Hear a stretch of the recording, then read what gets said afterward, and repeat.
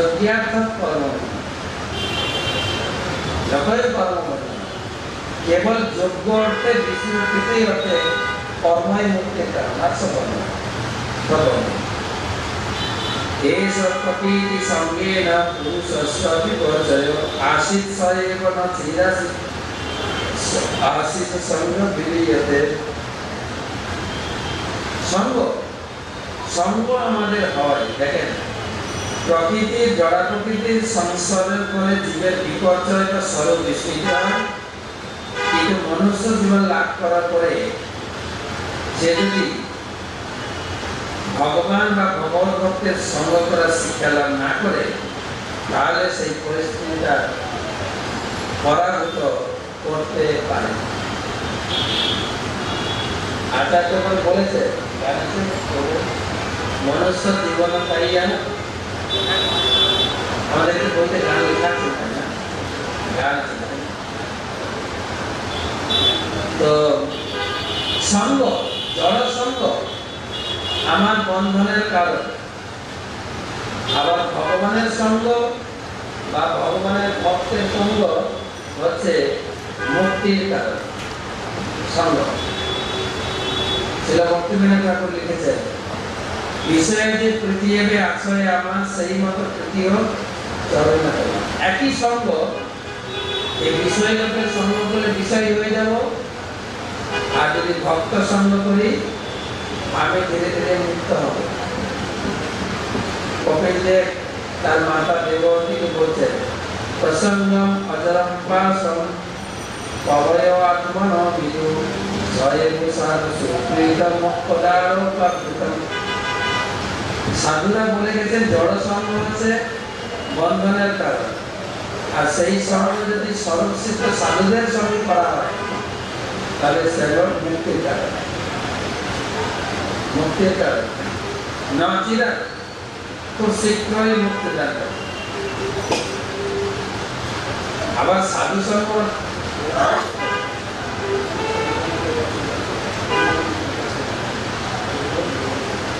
তো বলছেন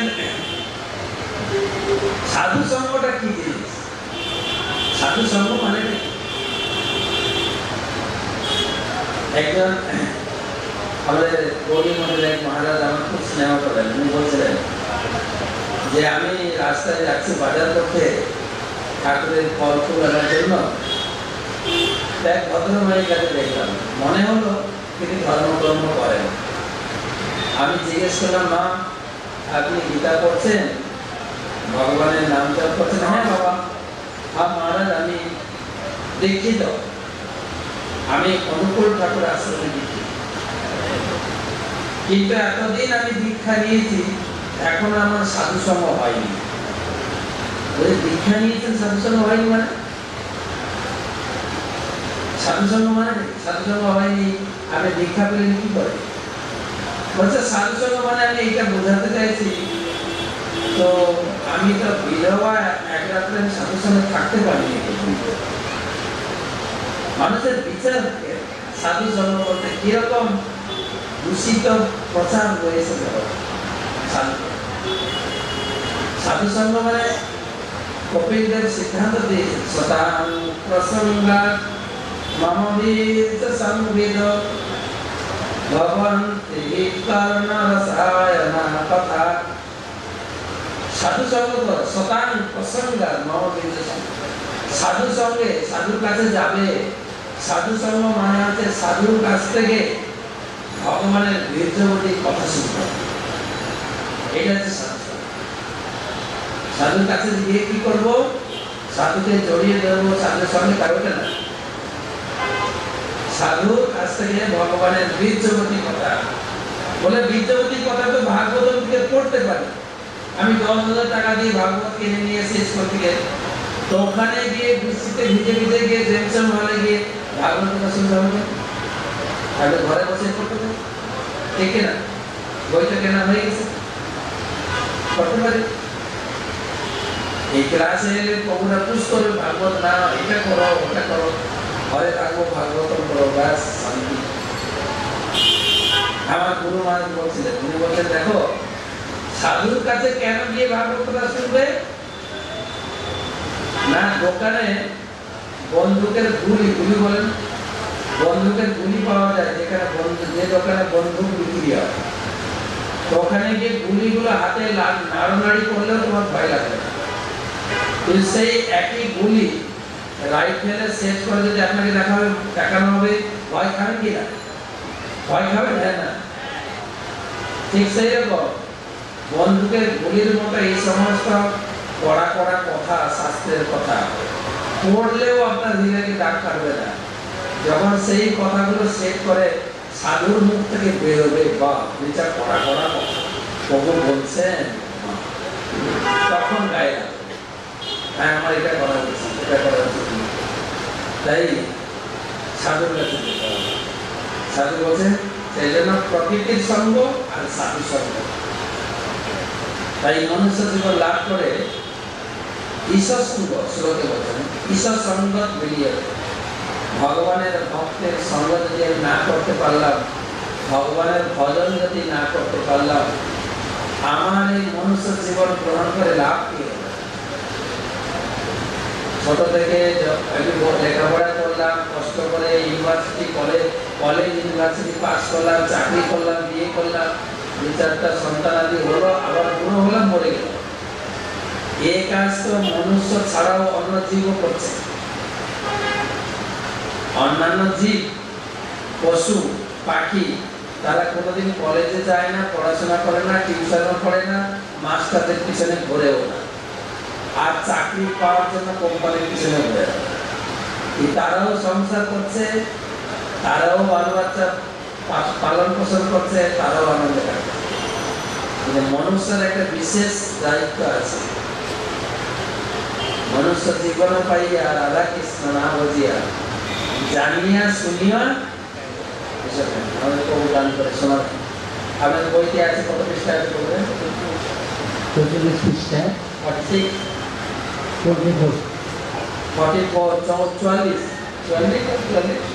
44 পৃষ্ঠা গান আছে প্রভু গাইছেন আচার্যগণ গিয়েছেন আমাদের মনুষ্য জীবনে কি করা উচিত দেখে দেখে প্রভুর সঙ্গে সঙ্গে আমরা গাইব হরে কৃষ্ণ প্রতিজ্ঞা করেছে ব্রাহ্মণের কাছে তুমি ভাগবতম লেখো আমি এই ভাগবতম প্রতি বাড়ি বাড়ি পৌঁছাবো নারদ মুনির কাছে মহাপ্রভু যেরকম প্রতিজ্ঞা করেছেন পৃথিবীতে আছে যত নাগরানি গ্রাম সর্বত্র প্রচার হবে মোর নাম পৃথিবীর প্রত্যেকটি মানুষ হরিনাম করবে নারদ মুনিও প্রতিজ্ঞা করেছেন প্রত্যেকটি মানুষের বাড়িতে আমি ভাগবতম পৌঁছাবো ভাগবতম আর এই ভাগবতমে তদ্বাগ বিসর্গ জনতার্গ বিপ্লব যস্মিন পতি শ্লোকম অবদ্ধ ভক্তি এই ভাগবতম পাপকিল মানুষের জীবনকে একটা আন্দোলনে পরিণত করছে এই বৃষ্টিতে চারিদিকে জল ঘিরে গেছে তাও বৃষ্টি উপেক্ষা করে এসেছেন আপনারা ভাগবতমের বিশেষ কৃপা ভাগবতমের আশীর্বাদ তো আমরা তাড়াতাড়ি আপনারা শেষ করতে চাইছি যমদূত তারা বলছেন প্রকৃতির গুণের সঙ্গ প্রভাবে বারবার মানুষের জন্ম হয় আমরা 54 নম্বর শ্লোকটা মনে হয় ছেড়ে দিচ্ছি 54 নম্বর শ্লোক দেখেন লব্ধা বিনের মৃত্যু অব্যক্তম ব্যক্তিয়া ব্যক্তম ভবতু যথা যোনি তথা বীজম স্বভাবেন বদলছে আর এইভাবে বারে বারে জন্মগ্রহণ করে জীব পাপ ও পুণ্য কর্মসমূহ ফল ভোগ করতে থাকে আর অদৃষ্টে যা থাকে সে ভোগ করতে থাকে আর এই অদৃষ্টই তার জন্মের কারণ আর কিভাবে সে জন্মগ্রহণ করে তার কর্ম বাসনার ফলে সে পরিবারে কখন পিতা রূপে কখন মাতা রূপে জন্মগ্রহণ করে শ্লোকে বলছেন যথা যোনি তথা বীজ কখনো মাতা রূপে কখনো পিতা রূপে অর্থাৎ কখনো পুরুষ কখনো মহিলা মহিলাকে বলা আছে মাতা পুরুষ বীজম যোনি আমি এখন পুরুষ আছি মহিলা হতে পারি মহিলা পুরুষ হবে জন্মান্তরে এরকম প্রত্যেকটি জীবজন্তুতে এই মাতা পিতা রয়েছে, পুরুষ আর স্ত্রী। আর সে এই দুঃখময় জীবন থেকে উদ্ধার পেতে পারে ৫৫ নম্বর শ্লোক, যেটা আমরা গান করে বা আলোচনা করে শুনেছি। যদি সে ঈশ্বর ভক্ত সঙ্গ করে, যদি সে ভগবত ভক্তের সঙ্গ করে, ধীরে ধীরে তার এই জন্ম মৃত্যুর বন্ধন থেকে ধীরে ধীরে নিজেকে মুক্ত হতে পারে। এই লেকচার কে দিচ্ছেন? কে দিচ্ছেন? জন দুধেরা। তারা মনে হয় ওখানে নিয়মিত ভাগবত ক্লাস শুনে নরকে, পুরো গীতা ভাগবতের জ্ঞান তারা বলছে জন দুধেরা। এটা বলার পরে এটা হলো লেকচার, কিন্তু মেন আলোচনা হচ্ছে অজামিল। অজামিলকে জমদূতরা নেবে না বিষ্ণুদূতরা? লেকচার দেওয়ার পরে বলছেন এই অজামিল কি পাপ করেছে শোনো, একে কেন আমরা নরকে নিয়ে যাব? তো পাপ বলতে যাওয়ার আগে গুণ বলছেন, কত বড় ব্যক্তি ছিল, এ কিরকম জঘন্য কর্ম করেছে। যত বড় ব্যক্তি খারাপ কাজ করলে তার শাস্তি আরো বেশি হবে। আমরা অনেক চুরি করতে পারি, কিন্তু পুলিশ বা এসপি অফিসার যদি একটা বিড়ি চুরি করে তার বড় শাস্তি হইবে। কেন? সে হচ্ছে সমাজের রক্ষক। ঠিক সেরকম প্রথমে অজামিল কত গুণবান ব্যক্তি ছিল, শুনুন কি বলছেন, গুণ বর্ণনা করছেন ৫৬ অয়ং হি সুত সম্পন্ন শীল বিত্ত গুণালয় ভীত প্রত মিলুদান্ত সত্যপাম মন্ত্র দিশুচি। বলছেন অয়ং, এই অজামিল, একদম রেগে রেগে দেখিয়ে বলছেন এই অজামিল কি ছিল? অয়ং হি, এই অজামিল শ্রুত সম্পন্ন। শ্রুত সম্পন্ন মানে অত্যন্ত উচ্চ ব্রাহ্মণ কুলে জন্ম, বৈদিক জ্ঞানে পণ্ডিত ছিল। শ্রুত সম্পন্ন, বৈদিক জ্ঞানে সমৃদ্ধ ছিল, ব্রাহ্মণ করে ছেলে ছিল। ব্রাহ্মণ করে ছেলে মানে বৈদিক জ্ঞানে সমৃদ্ধ থাকতেই হবে, বৈদিক জ্ঞানে সমৃদ্ধ। বেদ পড়বে, বেদান্ত পড়বে, ঠাকুর পূজা করবে এবং লোককে বেদ পড়ানো শেখাবে, বেদের উপরে লেকচার দেবে, ব্রাহ্মণের শ্রুত সম্পন্ন। এবং শ্রুত সম্পন্ন বলেছেন না, বেদ ইনি বয়োবৃদ্ধ ব্যক্তিদের কাছে, পণ্ডিতদের কাছে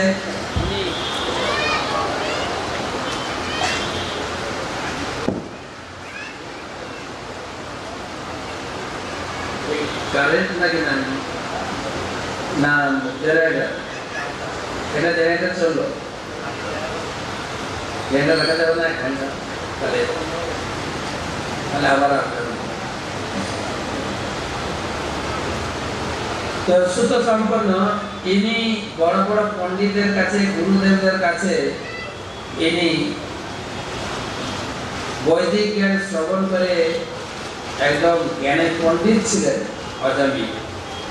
আর শীল বিত্ত গুণালয়, শীল মানে তিনি সৎ চরিত্রের মানুষ ছিলেন, অত্যন্ত উন্নত ব্রাহ্মণ ছিলেন।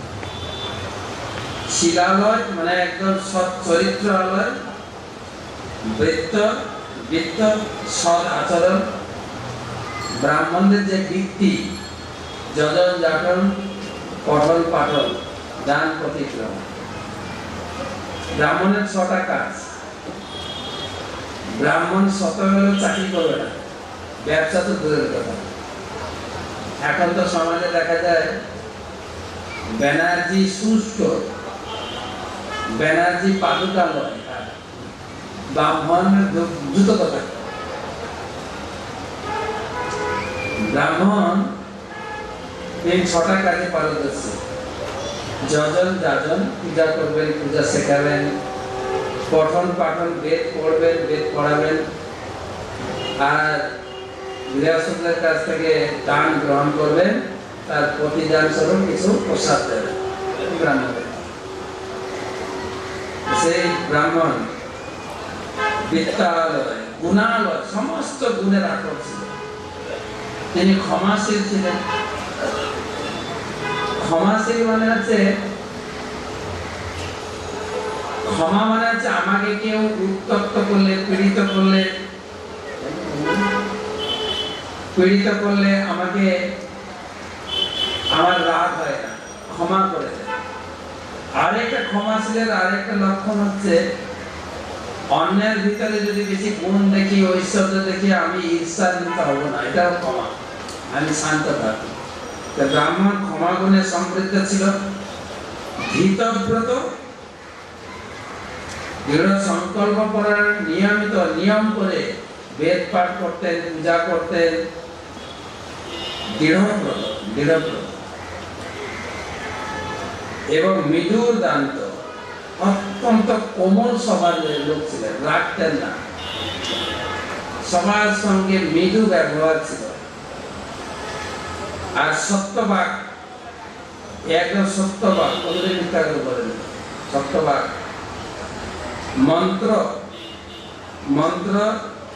মন্ত্রবিদ, সূচি আর বৈদিক মন্ত্র উচ্চারণে পারদর্শী ছিল।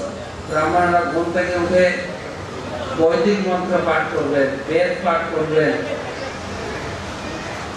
যার বেদ পাঠের ধ্বনিতে জগৎ মঙ্গলময় হবে, যেন অন্যান্য ধর্মের লোকেরা তাদের মন্ত্র পাঠ করে মাইকে শোনান।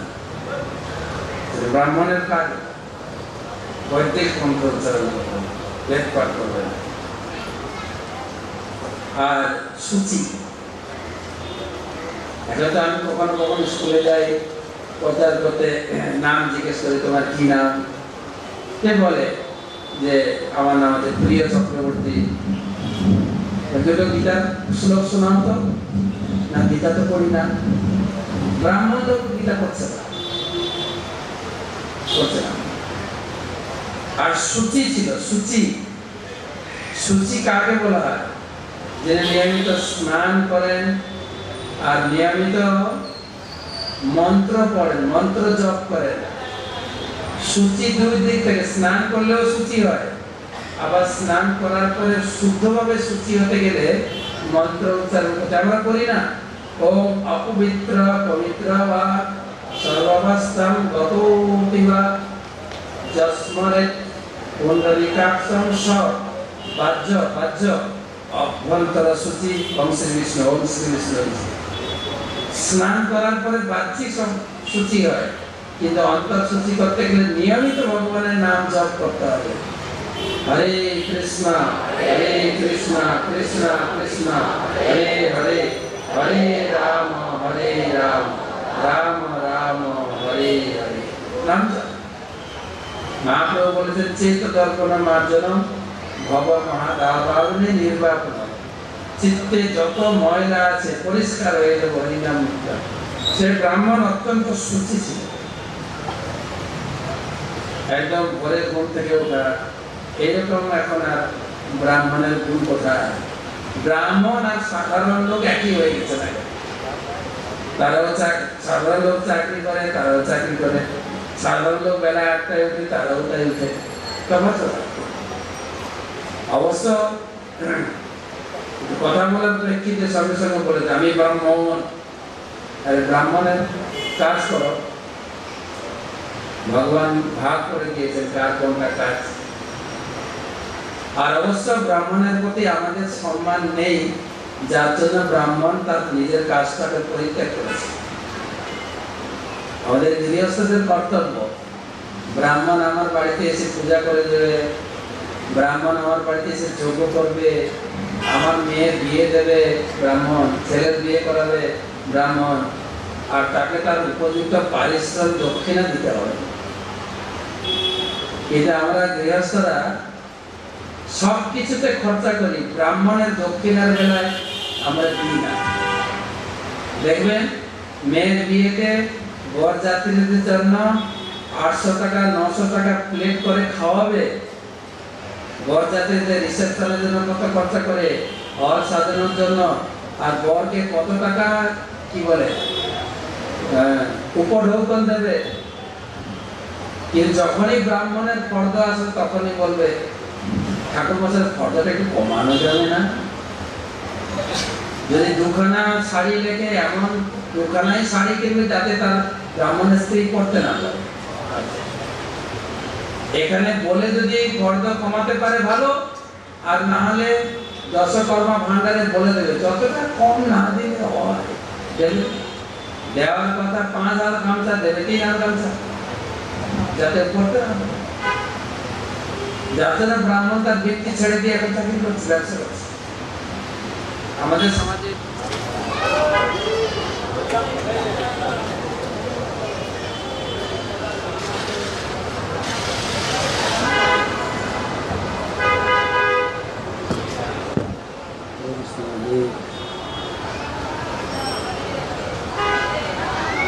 এটা আমাদের কর্তব্য। বিশেষ করে ভগবান বলেছে, ভগবানের উদ্দেশ্যে এসব অনুষ্ঠান, শ্রাদ্ধাদি অনুষ্ঠান, বিবাহ অনুষ্ঠান, শ্রাদ্ধাদি অনুষ্ঠান, পিতা মাতার মঙ্গলের জন্য ব্রাহ্মণ কাজ করে দিয়ে যাবে। তো ভগবান সন্তুষ্ট হওয়ার আগে যিনি করছেন তাকে তো সন্তুষ্ট করতে হবে, ভালো করে সন্তুষ্ট করতে হবে। যদি ব্রাহ্মণদেরকে আমরা ভালো করে সন্তুষ্ট করতে পারি, ব্রাহ্মণ আরো উৎসাহ নিয়ে সব করবে। না হলে সেজন্য এই ব্রাহ্মণ কিন্তু অত্যন্ত উন্নত ছিলেন। আর গুরুবর অগ্নি অতিথি বৃদ্ধানাম শুশ্রূষু অহংকৃত সর্বভূত সাধু মিতবাক অনসূয়।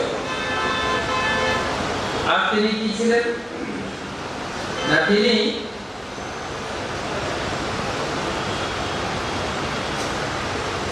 শুশ্রূষু কাদের শুশ্রূষু, কাদের সেবা করতেন?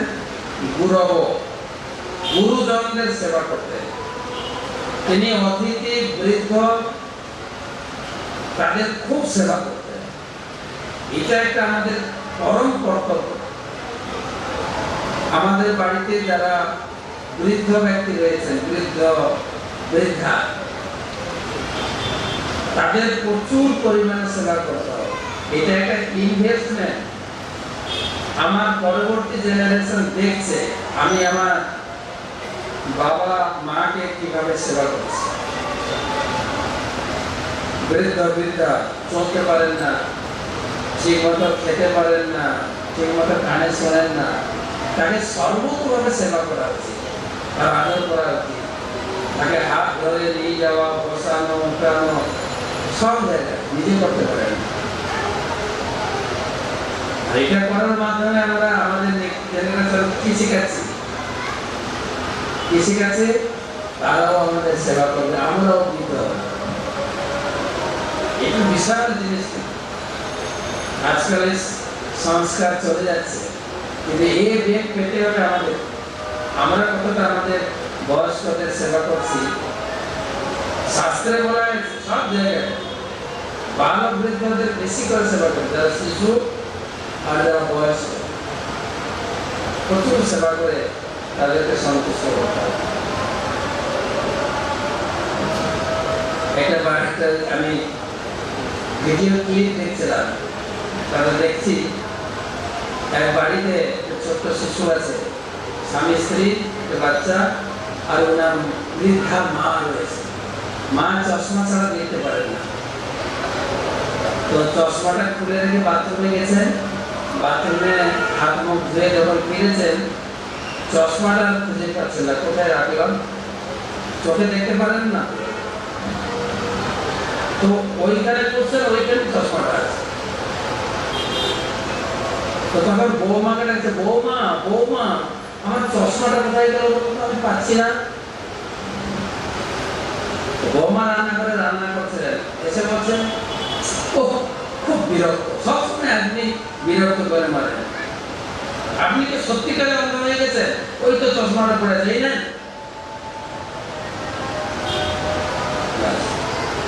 পাশে বাচ্চা বসে শুনছে, মা ঠাকুমার প্রতি কিরকম আচরণ করছে। এবারে বাচ্চাটা খেতে দিচ্ছে, বাচ্চা স্কুলে যাবে, বাচ্চাকে খেতে দিয়েছে। আর মা এদিকে টিফিন রেডি করছে, বাচ্চা নিয়ে যাচ্ছে। বাচ্চা খেয়ে দিয়ে কাপড় টাপড় পরে কেস করছে, রেডি হচ্ছে বেরোবে। তখন নাম ধরে রিপা তুমি খেয়েছো? রিপা উত্তর দিচ্ছে, সত্যিকারে তুমি অন্ধ হয়ে গেছো, আমি যে খেয়েছি তুমি দেখো নি তো? দেখা যায় একদম সঙ্গে সঙ্গে রিয়াকশন। ও তার শাশুড়িকে বলো সত্যিকারে তুমি অন্ধ, এও বলে তুমিও সত্যিকারে অন্ধ হয়ে গেছো, আমি তো কখন খেয়েছি তুমি জানো না? তখন পাশে ছেলেগুলা না করে কাটিয়ে কি বলছে বাচ্চা, এই একদম সচ্চা ঘটনা। কিন্তু আপনি আপনার বিদ্যালয়দের প্রতি যেরকম আচরণ করবেন, আপনাকে সেই আচরণ পেতে হবে, আপনি মনে রাখবেন।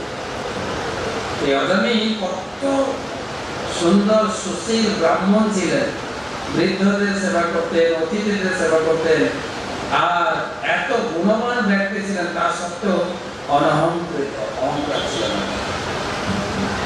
তিনি অহংকার মুক্ত ছিলেন, অহংকার তার চিত্তে ছিল না, অহংকার মুক্ত ছিলেন। আর সর্ববিধ সুহৃদ, সমস্ত জীবের সবসময় মঙ্গল করতে চিন্তা করতেন। অনসূয়, তিনি কখনো কারো অমঙ্গল চিন্তা করতেন না, কখনো কারো প্রতি ঈর্ষান্বিত হতেন। একদম এতগুলো গুণে ভূষিত। দেখেন এই বর্ণনা কিন্তু করছেন কে? কে বলছেন? যমদূত। যমদূতের কাছে সব রেকর্ড আছে আমাদের, আমরা কি করছি না করছি সব রেকর্ড আছে, একদম উপর থেকে দেখছে, পুরো রেকর্ড আছে একদম। আরো বর্ণনা দেবে, মানে বোঝানো হচ্ছে অজামিল অনেক বড় ব্যক্তি ছিলেন, অনেক উচ্চ পদ থেকে তার পতন হয়েছে, এর শাস্তি বেশি হবে। তাই তো আপনি রাস্তায় যেতে যেতে মোচড় খেয়ে পড়ে গেল, হাঁটুটা ছিঁড়ে যাবে, কেউ মুখটা একটু মাথাটা একটু ফেটে যাবে। যদি আপনি দোতলা বিল্ডিং থেকে নিচে পড়েন কি হবে? আর যদি 10 তলা বিল্ডিং থেকে নিচে পড়েন কি হবে? যত উপর থেকে পড়বেন ততটাই ক্ষতি হবে। বলছেন অনেক যমদূতরা বোঝাতে চাইছে কত উচ্চ পদ থেকে যমরাজের পতন হয়েছে, অজামিলের পতন হয়েছে। তো দুটো শ্লোকে গুণ বর্ণনা করার পরে এবারে বর্ণনা করবেন তো পতন হলো কি করে। এবারে পতনের বর্ণনা। একদাস বনজাতম পিতৃ সন্দেশ প্রতির্জিত নিজ আদায় তথা আবৃত ফল পুষ্প সমিত। একদা অশোক, এক সময় সে অজামিল বনম জাত পিতৃ সন্দেশ দ্বিজ, এই দ্বিজ ব্রাহ্মণ অজামিল তিনি পিতার নির্দেশে পিতাকে পুজোয় সহযোগিতা করার জন্য বনে গেছিলেন। কেন গেছিলেন? আদায় আনতে, কি আনতে? তত আবৃত ফল পুষ্প সমিত পোশাক, পূজার নিমিত্ত তিনি বনে গেছিলেন ফুল ফল সমিত, ফুল ফল দুর্বা গাছ কুশ গাছ আনতে গেছিলেন। এখানেও গুণ বর্ণনা দিচ্ছেন যে অজামিল তার পিতাকে পূজাতে সহযোগিতা করতেন, বনে গেছিলেন পুষ্প ফল কুশ গাছ, পূজার যে সমস্ত উপকরণ, কচি পল্লব আম্র পল্লব লাগে না, তুলসী পাতা লাগে, তো তিনি আনতে গেছিলেন। এখান থেকে বর্ণনা হচ্ছে তখন খুব ফ্রেশ ফুল দিয়ে পূজা হতো। আমাদের পূজা পদ্ধতি এখন, আমরা বাড়িতেও যখন ছিলাম ফুল বাসি হলে পূজা করতেন না মা, আমি দেখতাম। আমরা সরস্বতী পূজার দিন, সরস্বতী পূজা তো শিশুরা করতে, আমরা করতাম 5, 6, 7 পড়ে যাওয়া পূজা করতাম। বাড়িতে থাকবেন দুটো পূজা করতাম, একটা হচ্ছে আমাদের বিশ্বকর্মা পূজা আর একটা হচ্ছে সরস্বতী পূজা। বিশ্বকর্মা পূজাটা আমার বাড়ির পূজা ছিল, বাড়িতে আমার ধান কল ছিল, তো পূজা করতাম। পূজা করতে আমি পুরোহিতের সঙ্গে যজমান হিসেবে থাকতাম, আমাকেই বসতে হতো, আমাকে সংকল্প হতো, কত কষ্ট করে ধুতিটা করতাম। হ্যাঁ, আর বৌদিরা দিদিরা কাঁচা ধরে টানতো, ওই দিকটা খুব কষ্ট হচ্ছে। আর সেই ধুতি পড়তে পড়তে এখন পার্মানেন্ট হয়ে গেছে। বিশ্বকর্মা পূজা করতাম। আর একটা হচ্ছে বন্ধু বান্ধবদের নিয়ে সরস্বতী পূজা। ভোর 4টার সময় মা ডেকে দিতেন, এই উঠ উঠ উঠ, আজকে উপবাস আছে, সরস্বতী পূজা আছে, বিশ্বকর্মা পূজা আছে, খেয়ে নে উপবাস করতে হবে, খেয়ে নে উপবাস করতে হবে। 4টার সময় খাইয়ে দিতেন মুড়ি বা অন্য কিছু শুকনো জিনিস। এবারে 5টা থেকে উপবাস, 5টা থেকে আমরা বেরোতাম ফুল তুলতে। কার বাড়িতে ভালো ভালো ফুল আছে, গাছের ফুল আছে, জলে আমরা শাপলা পদ্ম এইসব তুলতাম, আমেজ ছিল। আর ব্রাহ্মণ পূজার সময় দেখতেন যে ফুলগুলো পচে গেছে এগুলো পূজা করবো, বেঁচে ফেলেন। আর এখন কিসের পূজা হচ্ছে? দোকানদার যে কবে ফুল তুলেছেন বা কোথা থেকে নিয়েছেন, এরকম বলে এসব ফুল বিদেশ থেকে আসছে, কিছু কবে তোলা হয়েছে তারা তো কয়েকদিন কাটিয়েছে। এবারে আমরা গৃহস্থরা একটা অলস, সেটা আবার ফ্রিজে রেখে কয়েকদিন ধরে ঠিক না, পূজা করতে ফ্রেশ আনতে গেছিল। টাটকা ফুল, প্রস্ফুটিত ফুল, ফুল কুড়ি ফুল থাকলে এই কুড়িকে ভগবানের সবাই নিবেদন করা যায় না, এটা শাস্ত্রের বিধান। ফুল যখন প্রস্ফুটিত হবে এবং তার সুগন্ধ ছড়াবে তখন ভগবানের চরণ নিবেদন করা হয়। তো সেই ফল পুষ্প শ্রমিক কুশ গাছ আনার জন্য বনে গেছিলেন। আর তারপরে ছিল 59 তদস্বকামিনাম কঞ্চিত শুক্রম সবুজিসয়া পিত্তা চ মধুম মৈলেয়া মমদা ঘূর্ণিত নেত্রয়া। তদস্ব ফল ফুল কুশ গাছ, বেল পাতা, তুলসী পাতা, আম্রপল্লব এইসব নিয়ে যখন ফিরছিলেন তখন তদস্ব দেখেছিলেন। কি দেখেছিলেন না, কামিনাম পশ্চিত শূদ্র সব বুদ্ধিশয়া। এক শূদ্র ব্যক্তি, নিচু ব্যক্তি, এক কামিনা, এক বেশ্যাকে আলিঙ্গন করছিল। আসার পথে সেটা সে দেখেছিল।